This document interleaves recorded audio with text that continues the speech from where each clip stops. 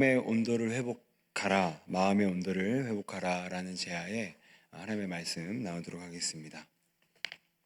우리에게 그 다니엘 기도회로 유명한 그 오륜교회 이제 원로 목사님이 되셨죠. 이 김은호 목사님께서 이제 은퇴 이후에 인터뷰를 하시면서 평생 목회하면서 가장 힘들었을 때가 이 마음이 차가워질 때라라고 얘기를 하는 장면을 보게 되었습니다. 그렇게 큰 교회를 이루는 동안 어쩌면 우리가 다 알지 못하는 수많은 굴곡과 또 산전수전, 공중전을 다 겪으셨을 텐데, 그런 어떤 외부적 위기가 아닌 내 마음의 어떤 그런 냉랭해진 마음, 그 차가워진 마음이 자기 목회 인생의 가장 위기였다라는 말씀을 토로하시더라고요. 이 프랑스의 시인이자 이 소설가였던 이 장곡토라는 사람이 있는데, 이 사람이 자신의 책에다가 이렇게 한번 질문을 했습니다. 만약 당신의 집에 불이 났다면 당신은 무엇을 갖고 나오겠는가?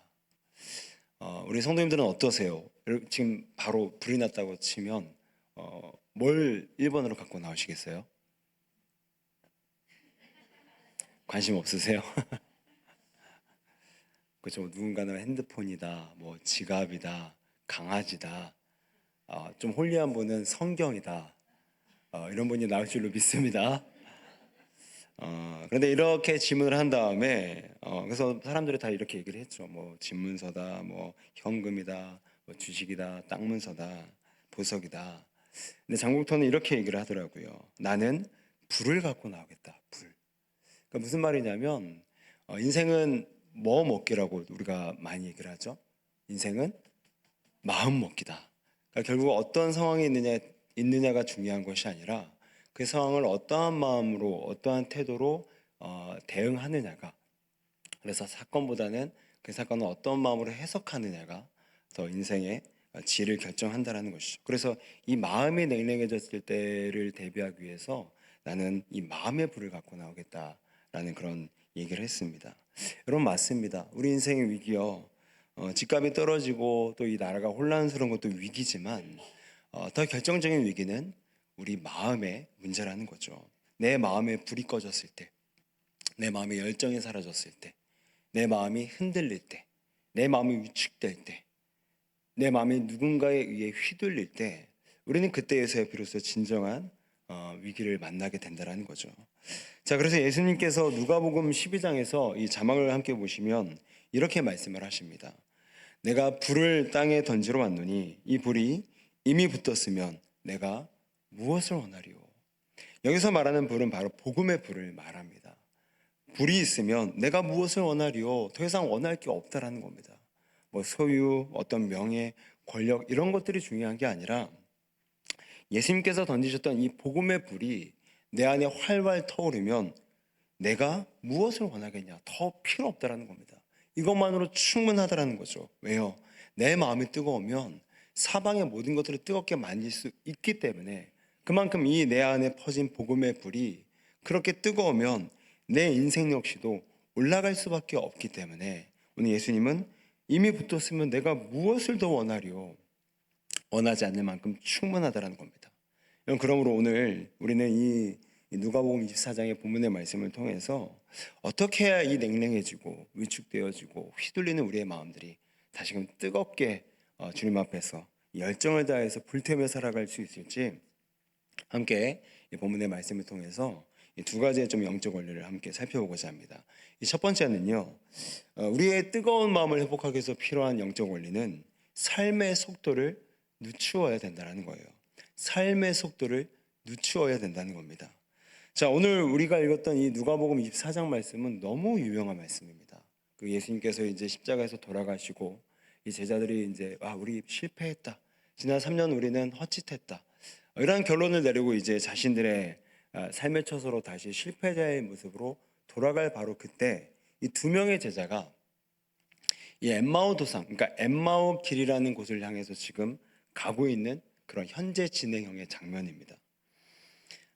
여러분, 이들은 굉장히 냉랭해졌을 겁니다. 앞서 말씀드렸던 것처럼 이미 실패했고 예수님의 죽음은 더 이상 우리에게 더 이상 소망이 줄 수 없고, 그래서 냉랭해진 마음으로 이 예루살렘에서 이제 각자의 처소로 실패자의 이 냉랭한 마음을 품고 흩어져 있고 있었던 장면이었기 때문인 거죠. 여러분, 그런데 이들의 냉랭함은 오늘 32절을 한번 좀 띄워주시겠습니까? 어떻게 다시 뜨거워졌을까요? 자, 그들이 서로 말하되 길에서 우리에게 말씀하시고, 그들이 서로 말하되 길에서 우리에게 말씀하시고, 끝에 어떻게 됩니까? 우리 속에서 마음이 뜨겁지 아니하더냐. 그러니까 첫 번째, 이들이 뜨거워진 첫 번째 영적 원리는 그들이 서로 말하되 길에서 우리에게 말씀하셨고, 이게 영적인 첫 번째 원리라는 거예요. 이들이 마음이 뜨거워진 첫 번째 이유는 예수님이 길에서 이들과 함께 말씀하셨기 때문입니다. 여러분, 오늘 예수님은 이 엠마오 도상에 있는 두 명의 제자를 지금 어디서 만나셨죠? 성전도 아니고 회당도 아니었고 바로 평범한 길에서 만나셨습니다. 그러므로 이 길이란 우리가 살아가는 흔히 마주치는, 아니 매일매일 마주치는 평범한 일상을 상징적으로 의미한다고 볼 수가 있는 것이죠. 직장으로 가는 길, 집으로 가는 길, 교회로 가는 길, 식사하러 가는 길, 심지어 화장실로 가는 길, 지극히 평범한 일상에서 바로 이 두 명의 제자들은 예수님과 그 길 위에서 뭘 하셨죠?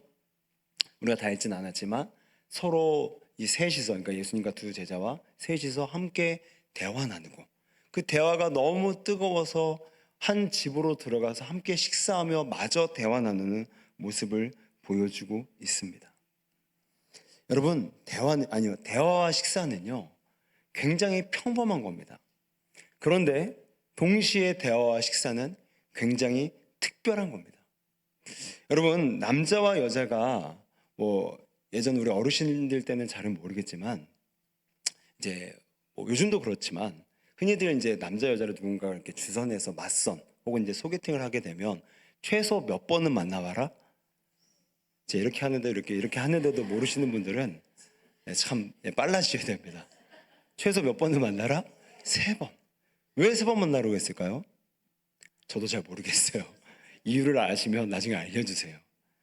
근데 왜 그렇게 3번까지 만나라고 했을지 당연한 거 아닙니까? 남자와 여자가 특정한 장소에서 특별한 마음을 먹고 함께 1번, 2번, 3번 대화 나누고 식사하면 정분이 일어난다, 안 일어난다? 일어납니다. 그러니까 3번 하는데 안 일어난다, 그거는 아니라는 거겠죠. 그만큼 대화와 식사는 굉장히 평범한 거지만 동시에 굉장히 특별한 거예요. 그래서 저는 청년부 담당 교육자로서 이제 때로는 청년들에게 그렇게 주문하기도 해요. 어떤 분명한 명분이 있지 않는 한은 남자와 여자가 둘이 따로 만나서 식사하는 건 최대한 피해라. 왜냐하면 그렇게 해서 좋은 커플이 맺어질 수도 있겠지만 때로는 시작해서는 안 될 커플이 맺을 수도 있는 게 대화와 식사 자리이기 때문에 그렇게 좀 약간은 이렇게 좀 이렇게 둘러서 이렇게 금하는 때도 있었습니다. 그만큼 오늘 이 예수님과 두 명의 제자가요 길 위에서 함께 대화하고 함께 식사 나누면서 함께 마음이 뜨거워졌던 거는요, 이런 식사와 대화를 통해서, 즉 지극히 평범한 일상의 하나님과의 교제가 우리의 마음을 충분히 뜨겁게 만들어낼 수 있다라는 거예요. 여러분, 관계의 왕도가 어디 있습니까? 한 번 만났는데 찌리리 하면서 막 팍팍 터지고 그런 게 어디 있습니까? 계속 누적해서 함께 식사하고 누적해서 함께 대화하고 이런 것들이 시간이 쌓이고 세월이 쌓이고 횟수가 쌓이면서 그 관계가 끈적끈적해지는 거 아닙니까? 근데 우리는 어때요? 주일날 예배 딱 드리고 주님 월요일부터 토요일 저 바빠요, 주님 생각 못해요, 그리고 다시 주일날 또 와서 눈도장 찍을게요. 이러는데 어떻게 우리의 마음이 뜨거워질 수 있겠냐고요. 오늘 이 두 명의 제자는 그 예수님과 함께 길 도상 위에서 시간은 안 났겠지만 이렇게 심오하고 깊은 대화를 나눴는데 1, 2분 나눴겠냐고요. 충분히 아주 심오하게 아주 진지하게 마음을 다 열면서 함께 교제하고 대화하고, 그것도 모자라서 이제 집에 들어가서 함께 잠자면서 식사까지 하게 됩니다. 이러한 특별한, 아니 굉장히 평범한 일상의 교제들이 오늘 아까 32절의 끝에 뭐라고 했다고요? 길에서 우리와 말씀을 나누었더니 우리의 마음속에서 뜨거워지지 아니하더냐. 사랑하는 성도 여러분, 오늘 우리가 우리의 마음을 뜨겁게 하기 위해서는 월요일부터 주일까지 아침, 점심, 저녁 시간을 가리지 않고 예수님을 생각하고 예수님과 함께 동행한다는 의식을 가질 때, 예수님을 생각할 때, 말씀을 떠올릴 때 그것들이 누적이 되고 켜켜이 쌓여져서 반드시 우리의 마음이 뜨겁게 될 줄로 믿습니다. 마귀가 이걸 알기 때문에, 여러분, 마귀가 우리의 이 일상을 어떻게 방해하죠? 굉장히 바쁘게 만듭니다. 굉장히 바쁘게 만들어요. 제가 한 책을 보니까 이런 묘사가 있더라고요. 좀 신선했는데, 과거와 현재를 그러니까 성공한 사람들의 모습을 묘사할 때 과거는 어땠냐면 굉장히 한가한 모습으로 표현을 많이 했습니다. 그래서 예전에 성공한 사람들 보게 되면 뭐 호텔에서 쉬기도 하고 이제 와인을 마시기도 하고 어디 막 여행을 다니기도 하고. 그런데 현대 사회는 성공한 사람들의 모습을 어떻게 묘사하냐면 굉장히 바쁘고 분주한 모습으로 묘사합니다. 그래서 초고속 빌딩에서 회의하는 모습, 휴가를 가더라도 호텔 라운지에서 요즘 젊은이들 많이 쓰는 그 맥북 컴퓨터를, 애플 그 사과 있잖아요, 그렇죠? 다 아시죠? 사과가 그려져 있는 그 노트북, 그 패드를 켜놓고 일하는 모습. 이렇게 성공한 사람들은 굉장히 바쁘고 분주한 삶이야 라는 것들을 마귀는 TV, 인터넷 매체를 통해서 계속해서 우리에게 이미지를 심어준다라는 거예요. 그래서 요즘 사람들은 성공하려면 바빠야 돼, 잠 안 자야 돼, 누군가 교제할 시간 없이 전심전력해서 열매와 성과를 만들어내야 돼. 그래서 모든 사람들이 다 성과 중심의 삶을 살아갑니다. 더 바빠야 돼요. 한가하면 안 됩니다. 한가하면 뭔가 한량처럼 느껴진다는 거죠. 그러니까 마귀는 성공한 사람들의 모습은 더 바빠, 이런 비스무리한 의식들을 심겨주면서 결국 우리의 삶을 어떻게 방해합니까? 그래, 주님도 바쁜 거 이해하시겠지, 어쩔 수 없는 거 아시겠지, 바빠야 성공해서 나중에 더 봉사하지, 이렇게 주님과의 일상의 교제들을 계속 내일로 미래로 미루게 만든다는 거예요. 왜요? 바빠야 성공한다라는 방정식이 현대의 사회의 모든 사람들의 뇌리 가운데 가득하다 보니까요. 그래서 칼 융이라는 이 대표적인 심리학자는 어떻게 바쁨을 표현했냐면, 잘 들어보세요. 바쁨은 악마의 것이 아니라 악마 그 자체다. 여러분, 이렇게 말하면 이런 질문을 또 할 수가 있겠죠. 목사님, 바빠요. 그냥 이 시대가 바쁩니다. 여러분, 저는요, 그 바쁨을 부인하자는 게 아닙니다. 바쁨을 부인하자는 게 아니라 충분히 하나님과 교제할 수 있는 시간이 있음에도 불구하고 그 시간을 주님과의 교제로 활용하지 못하고 내가 이 시간을 더 열심히 해야지, 내가 이 시간을 더 노력해야지, 내가 이 시간을 더욱더 성과주의적으로 살아가야 그런 불안과 강박과 두려움이 동기된 시간 사용을 우리는 싸워서 이겨내자라는 겁니다. 왜냐하면 그렇게 싸우지 않으면, 그렇게 우리가 투쟁하지 않으면 계속해서 우리의 마음은 바쁨이 성공의 신화가 되고 바쁨이 성공의 조건이 되면서 주님과의 교제는 계속해서 나중으로 미뤄질 수밖에 없기 때문이라는 것이죠. 그래서 핀란드라는 나라에서는요, 이런 속담이 있대요. 하나님은 바쁨을 창조하지 않았다. 여러분, 이건 철학적인 말이 아닙니다. 우리 일상에서 새겨들어야 될 이 속담이라는 거죠. 하나님은 바쁨을 창조하지 않았다. 즉, 그러므로 바쁨을 추구하는 삶은 하나님과 반대되는 삶이라는 겁니다. 충분히 물리적으로 나의 시간들을 바쁘지 않도록 조정하여서 주님과의 교제하는 데 힘쓰지 아니하면 우리는 마음의 냉랭함이 우리의 삶의 결과로 되어져서 우리는 끊임없이 추락하는 인생을 살 수밖에 없다는 거죠. 그러니 오늘 우리에게 필요한 것은 무엇입니까? 바로 의지적으로 삶의 속도를 줄이는 겁니다. 여유와 바쁨 속에서, 물론 어쩔 수 없는 바쁨은 어쩔 수 없겠지만 선택할 수 있는 바쁨은 선택하지 않아서 그 여유 시간을 확보해서 주님과의 말씀의 교제, 큐티, 기도의 시간을 반드시 가져야만 길에서 우리에게 말씀하셨더니 우리 마음속에서 뜨겁지 아니하더냐라는 그 두 제자의 인생이 우리의 인생이 될 줄로 믿습니다. 여러분, 저는요, 요즘에 비타민을 먹기 시작했어요. 원래 잘 안 챙겨 먹었습니다. 그 그 옆에서 이제 제 아내가 챙겨줘도 그냥 깜빡해서 안 먹고요. 근데 제가 여러분 뭐 얼마나 바쁘겠습니까? 비타민 뭐 챙겨 먹을 시간까지 없는 건 아니겠죠. 근데 제가 어디가 바빴냐면 마음이 바쁜 거예요. 비타민을 아침에 쌓아도요. 주머니 있는 상태로 그대로 갖다 그냥 퇴근할 때 또 꺼내기가 10번의 압은 그렇게 했어요. 왜요? 그 비타민 그거 먹는데 여러분 몇 초나 걸리죠? 몇 초나 걸리죠? 왜 대답을 안 해주세요? 10초면 되잖아요. 물 한 번 모시고 마시면 끝나는 거 아니에요. 그런데 제 이 내려 마음 가운데 늘 바빠. 설교 준비해야지, 뭐 양육 준비해야지, 뭐 해야지, 뭐 해야지.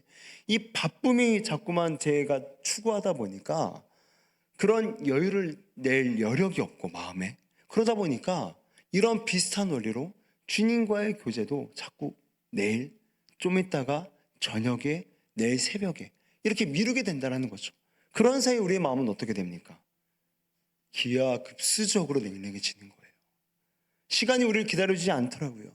마음이 우리를 내일까지 기다려주지 않더라고요. 냉각될 대로 냉각돼져서 얼마나 차디차게 그날 하루를 공허하게 끝내는 삶이 얼마나 많은지 모릅니다. 사랑하는 성도 여러분, 지금 여러분들의 삶의 속도는 몇 킬로이십니까? 갑자기 70이라고 하셨어요. 여러분의 삶의 속도는 무엇을 향해 얼마나 빨리 달리고 계십니까? 여러분 오늘 이 두 명의 제자들은 가던 길을 멈추고 주님과의 끊임없는 대화와 식사라는 교제를 통해서 길에서 우리와 말씀하셨더니 우리 마음속에서 뜨거워지지 아니하였더냐 라는 말씀의 삶을 실현해내게 됩니다. 여러분 바쁨을 선택할 수 있다면 어쩔 수 없는 의무적인 해야 되는 바쁨이 아니라 내 강박과 불안 때문에 두려움 때문에 내가 이거 안 하면 성공해서 뒤처질까 봐라는 그 세상과 마귀가 주는 두려움과 강박과 불안 때문에 내 바쁨을 선택할 그 순간에 이제는 그 바쁨의 성공, 신화, 우상을 쫓아가는 우리가 아니라 잠깐 멈추어서 우리 주님과 교제하여서 그래서 우리의 마음이 이 냉랭해진 우리의 마음이 뜨거워질 대로 뜨거워져서 우리 마음속에서 뜨거워지지 아니하더냐라는 이 고백이 저와 여러분의 고백이 되시기를 주의 이름으로 축원드립니다. 그런가 하면 두 번째로 우리의 마음이 뜨거워질 수 있는 오늘 본문의 영적 원리 두 번째는 말씀 앞에 뜨거워져야 된다는 겁니다. 우리 24장 32절 말씀을 우리 같이 한 번만 더 좀 자막을 한번 띄워주시겠습니까? 32절 같이 한번 읽도록 하겠습니다. 시작. 누가복음 24장 32절입니다. 네, 시작.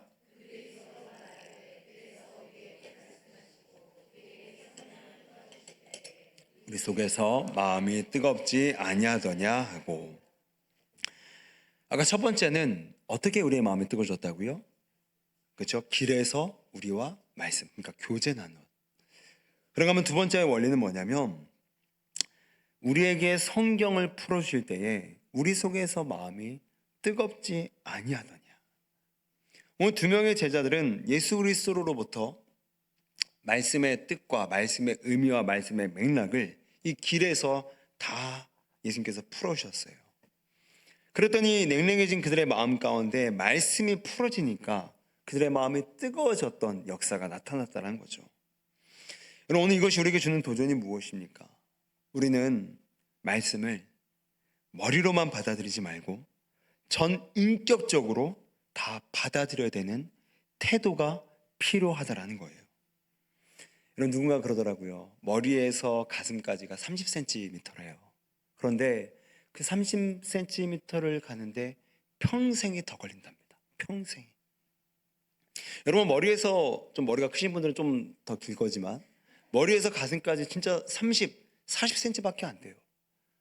그런데 말씀이 내 안에 일단 지식적으로 들어온 건 맞아요. 순서적으로. 근데 그게 우리 마음 가운데 뜨거워져서 그 뜨거워진 마음이 팔과 발로 가서 헌신의 삶을 살아가는 그 순차적인 원리가 필요한데 다 말씀이 지금 여기에만 다 머무는 거예요. 그러니까 뭐만 살죠? 뭐만 살아요? 입만 사는 거예요. 말씀이 여기에만 있다 보니까 그 냉랭해진 마음으로 내가 하는 말씀으로 누군가를 지적하고 판단합니다. 저러면 안 되는데, 저 말씀 저 뜻이 아닌데. 그러니까 마음이 어떻게 안 냉랭해질 수가 있겠냐고요. 머리로만 파악하고 머리로만 알고 머리로만 다 판단하는데 이 마음이 차디찬 상태로 방치되어 있는데, 오늘 두 제자들의 모습을 좀 보실래요? 오늘 뭐 말씀을 읽지는 않겠지만 오늘 이들은 지금 예루살렘부터 시작해서 지금 엠마오 도상으로, 그러니까 엠마오 길로 가는 길에 예수님을 만나기 직전에 누구를 만나냐면 여인들을 만났습니다. 이 여인들은 보통 여인이 아니라 예수님의 부활을 목격했던 여인들이었어요. 그래서 예수 부활하셨다, 예수님 부활하셨어, 이 목격했던 이 여인들의 감격 어린 그 울림, 그 막 포효, 그 장면을 다 듣고 오는 거예요. 바로 직전에, 몇 시간 혹은 몇십 분 전에. 그런데 이들의 마음이 좀 어떻습니까? 냉랭한 겁니다. 무슨 말이죠? 예수 그리스도의 부활의 소식을 들었지만 그 부활의 소식이, 그 좋은 소식이 내 가슴까지 내려오지 못하고 내 머리에서만 지식으로만 받아들인 거예요. 뭐 부활하셨나 보다, 부활하셨네, 이 상태만 끝나니까 그들의 마음이 뜨거워지지 않아서 이들은 냉랭을 머금고 지금 계속해서 실패자의 냉랭함으로 그들의 길을 계속해서 가고 있던 것이었죠.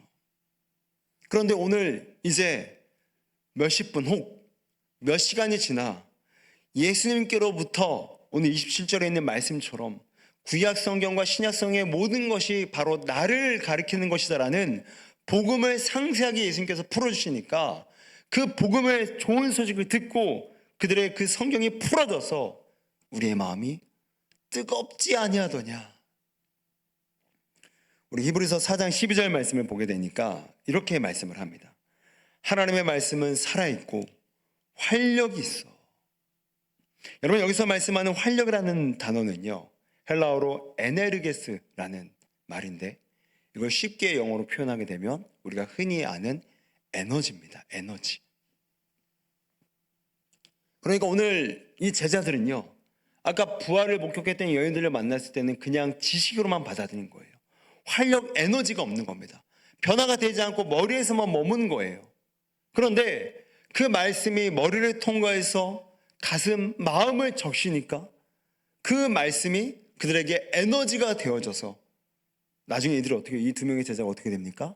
다시 예루살렘으로 리턴하게 됩니다. 그래, 실패가 아니었어. 예수 부활하셨어. 성경이 그분을 가르친 게 맞았어.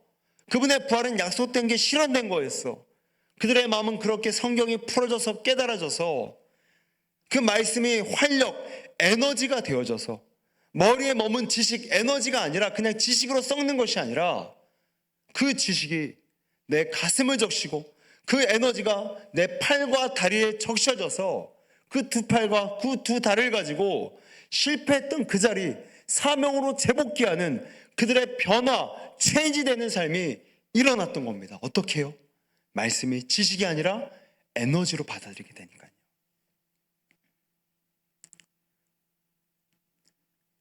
여러분, 그러므로 오늘 우리가 두 번째, 어떻게 해야 우리의 마음이 뜨거워질 수 있겠는가? 다른 방도 없습니다. 끊임없이 말씀을 머리로만 받아들이려는 그런 우리의 좋지 않은 토양을 이제는 내려놓고 말씀을 한 글자를 읽더라도, 말씀을 한 문장을 읽더라도 하나님, 이 말씀이 나를 변화시킬 에너지가 될 줄로 믿습니다. 다윗이 골리앗을 죽였다. 그래, 죽였네, 잘 죽였네, 수고했네, 이런 지식이 아니라 그래, 다윗이 골리앗을 죽였어. 오늘 나를 괴롭히는 세상 골리앗 다 죽었어. 오늘 나를 위축하게 만드는 세상의 모든 편견 다 죽었어. 오늘 나를 괴롭히는 수많은 부정적 감정 예수 이름으로 다 죽을지어다. 이렇게 다윗이 골리앗이 죽었다라는 것이 지식으로 들어오면 그냥 우리 안에서 머물고 고인물이 될 수밖에 없지만, 그것이 내 가슴으로 들어오게 되면 우리의 삶이 실패에서 성공으로, 패배에서 승리로 반드시 변화될 줄로 믿습니다. 말씀을 이 성경을 지식으로가 아닌 에너지로 받아들였던 한 성도의 간증을 좀 함께 공유하고 오늘 설교를 마무리하려고 합니다. 좀 잘 들어보십시오. 둘째 아이는 성격이 둥글둥글해서 이 초등학교에 잘 적응하리라 생각했습니다. 그런데 입학하고 얼마 지나자 아이는 등교를 거부했습니다. 이유를 물으니 분노 조절을 못하고 욕하는 반 친구가 있는데 담임 선생님이 그 아이를 야단치지 않기 때문이라고 했습니다. 또 그 친구가 계속 욕하는 걸 들으면 자기도 화가 나서 목소리가 커지고 결국 몸싸움을 하게 된다고 말했습니다. 저희 아이의 담임 선생님은 작년에 아동학대 사건에 억울하게 연루되어 휴직했다가 올해 복직하신 분입니다. 그래서 아이들 싸움에 적극적으로 개입하기 어려우실 것이라 짐작되었습니다. 하지만 둘째가 계속 억울해하니 이 아이들의 갈등을 지혜롭게 해결하지 못하는 선생님이 비판되고 정죄되었습니다. 여러분 자녀를 다 키워보셔서 알겠지만 이 자녀가 그 학교에서 뭔가 일이 있으면 부모의 이 마음은요 굉장히 예민해집니다. 그러니까 저는 여기까지는 이 부모의 마음이 엄마의 마음이 이해가 돼요. 당연히 선생님이 비판이 되고 정죄될 수밖에 없는 그런 엄마의 마음이겠죠. 네, 더 들어보십시오. 그러다 어느 날 아이는 그 친구와 아까 계속 말썽 피웠던 친구요, 통제가 안 됐던 친구요, 그 친구와 또 싸우다가 얼굴에 큰 상처를 입었습니다. 이후 선생님은 제게 전화하셔서 책임 회피성 발언을 하셨습니다. 그 말을 들은 저는 잘잘못을 따져야겠다라는 생각에 학교로 향했습니다. 그런데 문득 그날 묵상한 욥기 말씀이 생각났습니다. 제가 고통 가운데 하나님을 원망하는 욥을 비난하던 친구들과 같다는 생각이 들면서 선생님의 입장이 헤아려졌습니다. 그래서 아이와 함께 선생님을 찾아가 저희 아이가 매일 친구와 다투고 친구들 수업을 방해해서 죄송합니다 라고 허리 숙여 사죄하고 집으로 돌아왔습니다. 그럼 제가 이 간증을 읽는데요, 와, 어마어마한 거예요. 저도 저희 아이들 학교에서 조그만 일도 있으면 굉장히 예민해지더라고요. 제가 아마 목회자가 아니었으면 몇 번 아마 찾아갈 정도로 마음이 이렇게 분노와 정죄가 막 올라올만 하겠더라고요. 근데 지금 이 둘째 아이가 어떻죠? 얼굴에 큰 상처를 봤어요. 여러분, 큰 상처를 봤어요. 얼굴에 피가 난 겁니다. 그럼 웬만한 부모들은 어떻게 됩니까? 눈이 어떻게 되죠? 돌아갑니다. 눈이 돌아가서 오늘 나 죽고 너 죽자, 다 죽자 이러고 정말 죽일 기세로 찾아가게 되는 거죠. 그런데 그 가던 길에서 그날 아침에 새벽에 말씀 묵상한 욥기의 말씀이 떠오른 거예요. 그런데 그 말씀 통해서 하나님께서 어떤 마음을 주시냐면 바로 네가 욥의 친구 같지 않냐? 왜 너는 정죄와 비판만 하려고 하느냐? 왜 너는 헤아리려고 하지 않느냐? 요즘 안 그래도 인권 하다 해서 선생님들이 애들을 훈육도 못하고 때리지도 못하고 통제도 못하는 그런 환경에서 그 교사가 그럼에도 불구하고 아이들을 가르치려고 했던 왜 그 모습은 헤아리지 않고 왜 그 조그만 티만 보려고 하느냐라는 그 마음을 주셔서 오히려 이 어머니는 이 말씀이 어떻게 됩니까? 에너지로 들어온 거예요. 그날 아침에 그 말씀 묵상을 지식으로만 받아들으면 말씀 따로 삶 따로였겠죠. 말씀 따로 학교 찾아가서 복수한 거 따로였겠죠. 그런데 그 말씀을 에너지로 받아들이고 그 이분의 마음이 뜨거워지니까 도리어 아이 얼굴에 큰 상처가 났는데 분노를 내도 누구나 다 공감해 줄 텐데 도리어 선생님, 매일 친구와 다투고 친구 수업들 방해한 제 아이를 잘 훈육하지 못해서 죄송합니다 라고 허리 숙여 사죄하고 집으로 돌아온 모습을 보게 돼요. 더 이어서 좀 읽어드리겠습니다. 그리고 며칠 뒤 선생님께 문자가 왔어요. 아이는 차분한 모습으로 학교에 잘 적응하고 있습니다. 그간 어머님의 여러 노력에 감사드려요 라는 문자 메시지를 받았습니다. 저는 너희가 헤아리는 그 헤아림으로 너희도 헤아림을 도로 받을 것이니라는 말씀이 이루어졌습니다. 또 작은 동네다 보니 이 일이 다른 믿지 않는 친구 엄마들에게 알려져서 예수 믿는 사람은 정말 다르구나라는 고백까지 듣게 하셨습니다.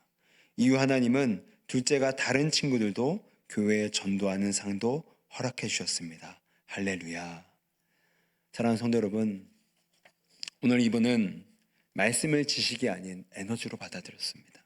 그래서 자기는 그 분노를 멈출 길이 없지만 말씀을 에너지로 받고 그 말씀이 나를 통제할 수 있다라는 철저한 신뢰를 바탕으로 나가니까 말씀이 이분의 마음을 인도함을 경험했던 것입니다.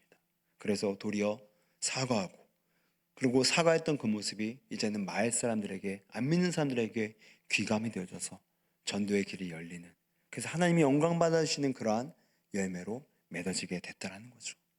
여러분, 오늘 이 말 이분은 그 마음이 어떻겠습니까?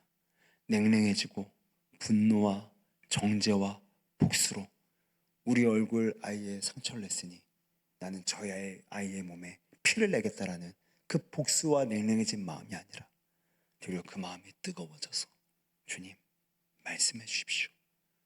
말씀하신 대로 내가 듣겠나이다. 말씀하신 대로 내가 살겠나이다. 이 뜨거운 마음으로 살았더니 이렇게 놀라운 하나님의 갚아주시는 역전의 은혜가 이분의 삶을 기다리고 있었던 것입니다. 사랑하는 성도 여러분, 오늘 우리는 함께 두 가지의 우리의 마음을 어떻게 뜨겁게 할 수 있는가. 첫 번째 뭐라고 했죠? 우리의 지극히 평범한 일상에서 주님과 끊임없이 교제하는 것. 그리고 두 번째는 뭐라고 말씀드렸죠? 말씀을 지식으로 받는 것이 아니라, 알므로 받는 것이 아니라, 성경 공부로 받는 것이 아니라 나의 변화의 에너지, 생명의 에너지로 받아들이는 태도. 말씀 한 글자 한 문장을 보더라도 그냥 지나가지 않고 그 말씀이 나를 변화시킬 수 있도록 말씀 앞에 내 자아를 포기하는 그러한 태도. 그런 태도로 나아갈 때 오늘 두 제자는 말씀이 풀어졌더니 우리 마음이 뜨겁지 아니하더냐라는 놀라운 마음의 온도가 회복되는 삶을 경험하게 됐습니다. 말씀을 정리합니다. 사랑하는 성도 여러분, 연초가 벌써 엊그제 같지만 아직 2달도 채 안 지나갔지만 여전히 우리의 마음은 아직도 연말처럼 한겨울처럼 너무 차갑고 너무 냉랭해서 누군가도 하나 품어주지 못하는 그런 마음은 아니십니까? 하나님 앞에 뜨거운 열정이 있기보다는 습관과 간습과 형식과 기계적인 모습대로 우리 주님을 형식적으로 섬기고 있는 건 아닙니까? 이제는 이 말씀을 통하여서 두 가지, 우리 삶에서 시간이 날 때마다, 아니 시간을 내어서 주님과 교제하겠습니다. 그리고 말씀을 대할 때 지식이 아니라 내 변화의 에너지로 나를 바꿀 수 있다라는 철저한 신뢰로 우리 주님의 말씀 앞에 나아가겠습니다 라는 두 가지의 태도를 가지고 이제는 주 앞에 나아갈 때 우리 마음이 다시금 뜨거워져서 이제는 이 뜨거운 마음으로 우리 주님의 영광 위에서 살아가는 우리 모두가 되시기를 주의 이름으로 축원드립니다. 기도하시겠습니다.